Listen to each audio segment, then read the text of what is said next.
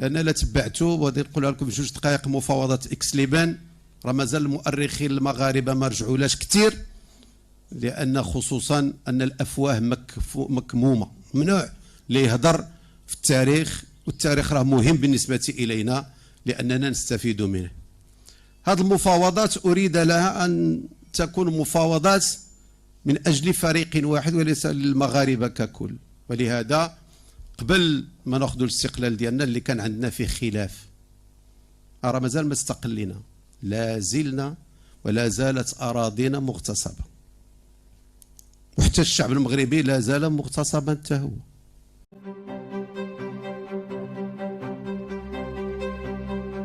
تضمنت معاهدة إكس ليبان لرفع الحماية الفرنسية عن المغرب أهم بند فيها: الاستقلال شريطة التبعية في كل المجالات. لا نريد الانفصال عن فرنسا، وندعم استقلالا داخل الترابط، ونسعى لخلق نخبة فرانكو مغربية.